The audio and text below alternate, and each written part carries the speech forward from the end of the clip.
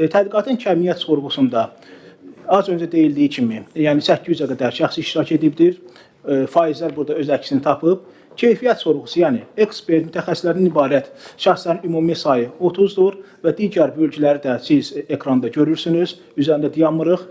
Öncə biz türk dövlətləri ilə maraqlanma səviyyəsi, təbii ki, təsis ilə bağlı maraqlanmanı öyrənməmişdən qabaq biz ümumilikdə türk dövlətləri ilə maraqlanma səviyyəsinin ümumi konturları necədir? Əvvəl biz bunu bilməliyik ki, ondan sonra konkret bir profil üzrə fikrimizi müəyyənləşdirək. Ona görə bu rəqəmlər də özünü əks etdirir.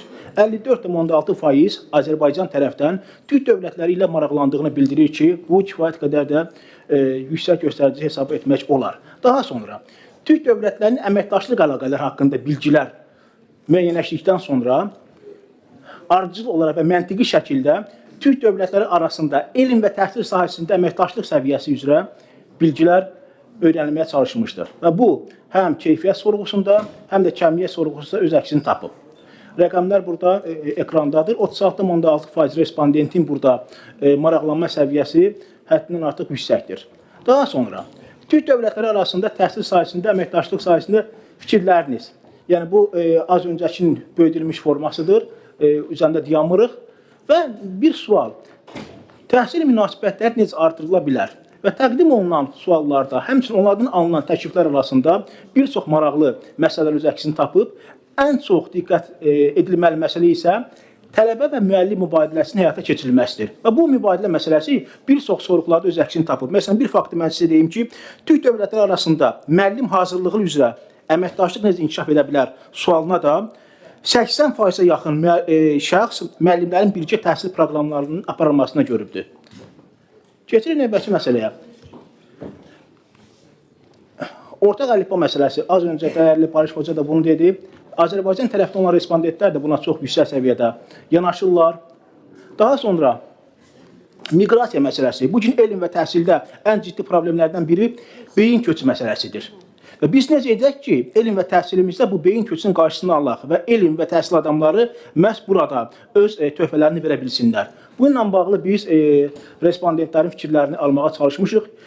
Rəqəmlər də burada gördüyünüz kimi ekrandadır. Və 74,4% fikirləri, maddi gəlirlərin qabiliyyətinə uyğun olaraq artırılması və digər detallar.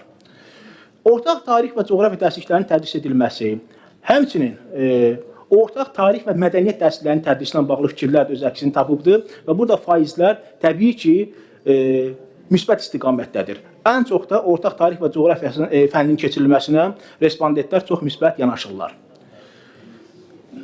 Bir detal, təhsil sahəsində əməkdaşlıq hansı səviyyədən başlamalıdır? Adətən biz daha çox elmi istiqamətdən danışırıq və ali təhsil istiqamətindən danışırıq. Ortaq universitetlər, təbii ki, bunlar çox gözəldir, amma təhsilin müəyyən səviyyələri də var. Bəs onlarla bağlı fikir necədir? Məsələn, 32,5% respondent bu əməkdaşlığın orta məktəb pilləsindən başlamasını istəyir. Maraqlı göstəricidir. Bəzi oxşarlıqlar barəsində az öncə dəyərli çıxışçılarımız dedi.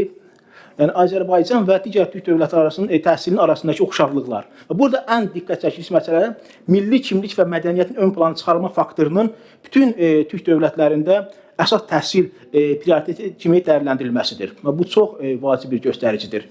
Sonra kurikulum oxşarlıqları və kurikulumdakı islahatlar cəhdləri. Bu günlər Azərbaycanla daxil bizim qardaş türk dövlətlərində həqiqətən də kurikulum islahatları bir yerdə durmur, inkişaf edir. Fərqlər. Daha sonra Azərbaycan üçün ümumi nəticəni biz deyək ki, reglamentə əməl edək. Ümumi nəticələr. Azərbaycanda ümumiyyətlə türk dövlətləri arasında elm və təhsil sahəsində əməkdaşlığı üçün böyük potensial görülür. Amma yenə də bəzi sahələrdə bu işlərin artırılmasına ciddi ehtiyac var. Fikirlər müsbətdir. Yəni, ortaq əlifbadan tutmuş, ortaq dildən tutmuş, ortaq fənlərdən tutmuş. Amma həmçinin bir detalda təhsil sistemində fərqlər, yetərli resursların olmaması da respondentlər tərəfindən diqqətdən qaçmamışdır. Mən diqqətə görə təşəkkür edirəm. Çox sağ olun.